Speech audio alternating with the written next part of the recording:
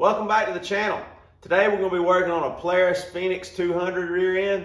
That's been a little rough on it, but we're going to see what we can do with it. So just stick around and we're about to get started. Okay guys, this is what we got. We got a pretty messed up situation here. They broke out this whole piece. What happened was they was jumping it, and this piece, the other piece that goes back and keeps the rear end square with the frame, this and this both together keep the rear end square with the frame. Well, this right here, as you can see, it's rusty. It's real rusty, so it's been broke for a while. So anyway, that's been broke. Well, that finally broke away. Well, that broke away, then that's what caused this to break. So we're gonna see what we can do with it, and just hang around and we're about to get started. All right guys, we're gonna do a little cleanup. Get this cleanup process started so we can get all this material good and clean. Once it's good and clean, then we can get the welder out and get started tigging it all up.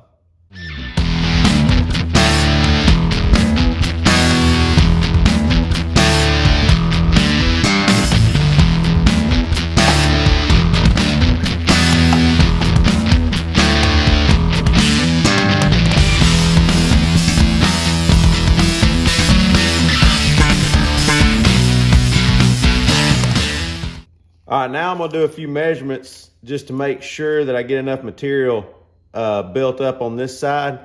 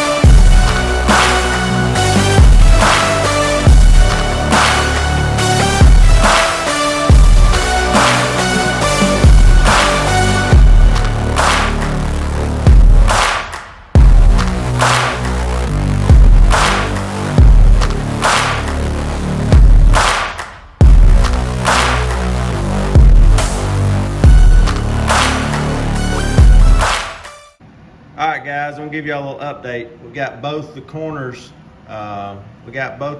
squared away. So now we'll get started right here on the inside, get this filled up so we can get the bore started. So far so good. Let's keep at it.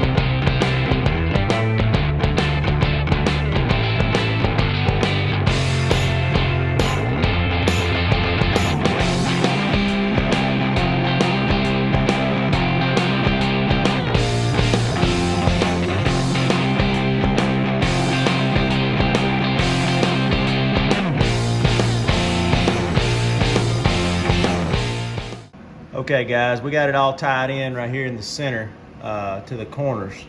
Got it all squared off, everything looks good. I've got plenty on the inside, so I'm gonna have the correct amount for when I bore it out. We're gonna have plenty of meat left.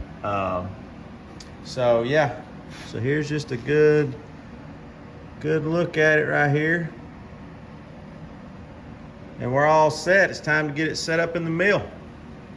Okay, this is the next step of this process. This is where it starts getting more tedious. I'll take my honing stone here and I'm gonna hone the top of this to make sure that it's perfectly flat. So while I'm honing it, all I'm doing is just make sure from where the accident happened that there's no burrs on the top of this. That way I can sweep it.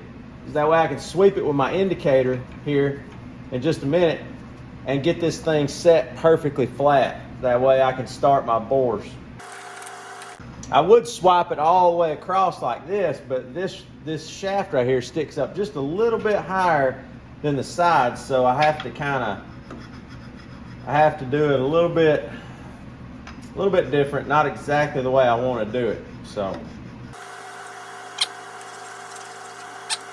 got it good and slick, because there was a burr right here in this little section, and it's now good and flat. So now I can get started indicating everything in.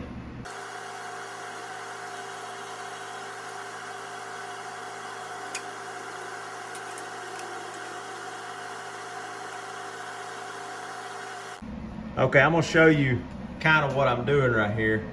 So whenever I sweep this forward to back, because I'm trying to get it perfectly level front to back.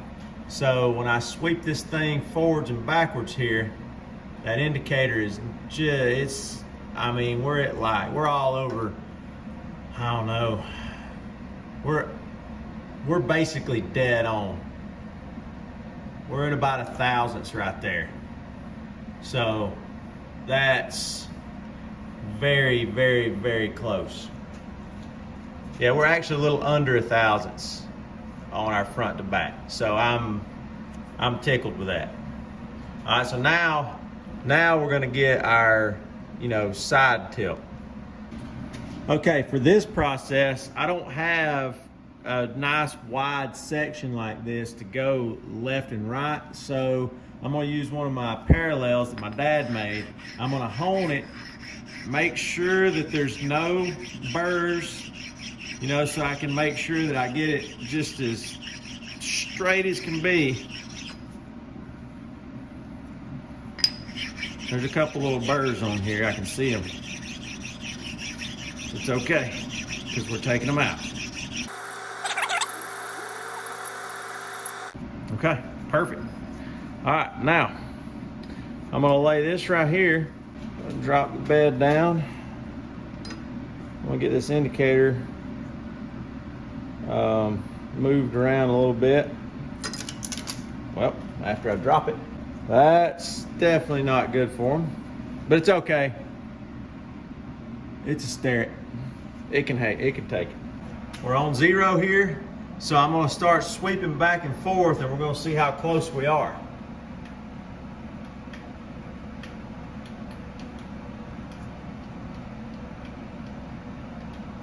Wow, that is very good.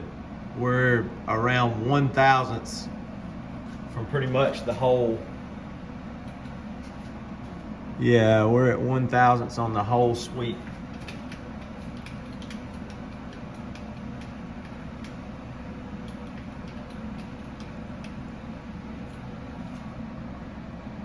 That's the first time I did that, guys, I promise. So I'm impressed. I'm very impressed. All right, now that we've completed our sweep here, now it's time to get the center of this shaft here in the center of my bore. So that means we're gonna have to take this and run it around in a circle and indicate this into center. And then we'll be to our next step, getting the boring head out. So, all right guys, stick with me.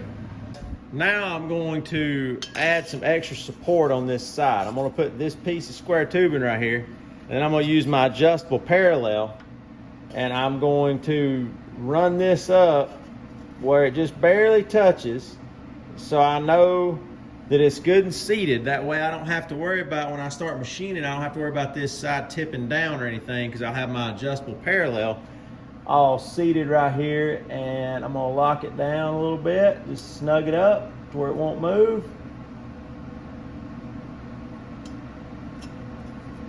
Now, I know that end's supported, so I don't have to worry about that going anywhere. It's in there, it's touching, and I won't touch it again until I'm done with everything and I take the whole piece off. So just another little tip. Now we're gonna get my coaxial indicator here. We're gonna get it all set.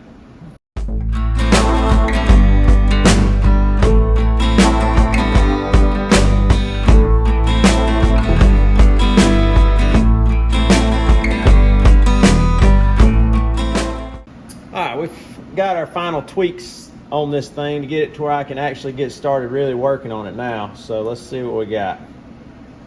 That's about 5 thousandths right there, but we can get it closer than that. So that's about 2 thousandths. I'm gonna bump it just a little bit more.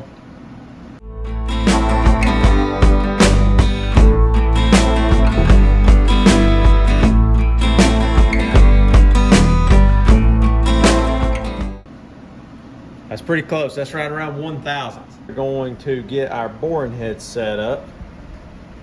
Get this collet put in. All right, let me get some Allen wrenches.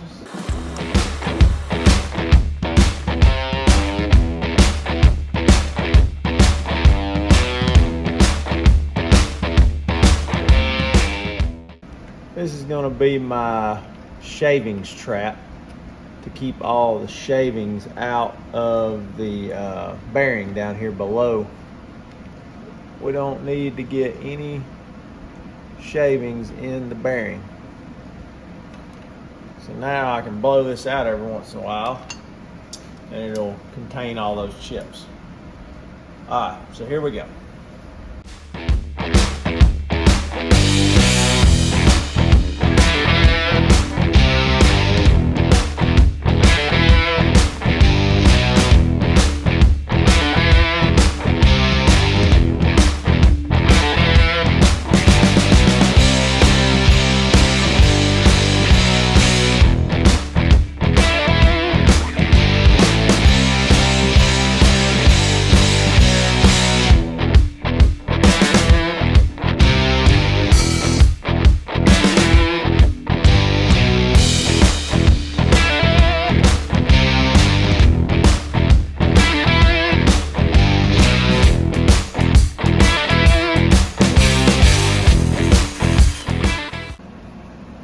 Okay guys, we've got this part flattened off a little bit.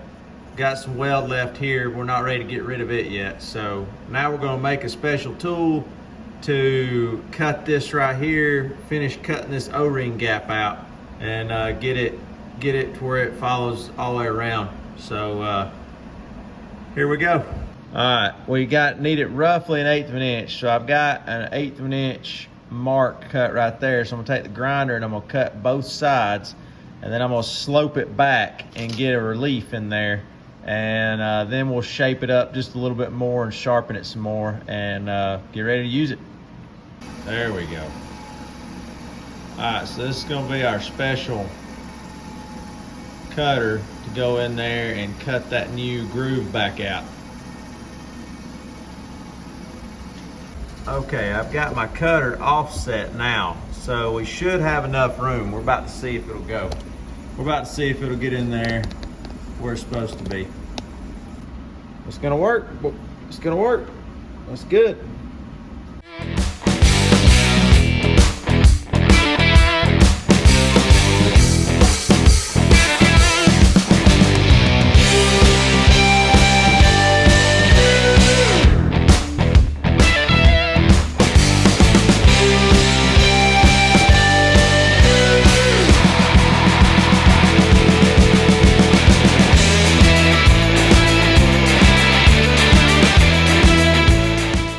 All right, my cutter worked pretty good. We've got our groove. We've got our O-ring groove trimmed right out.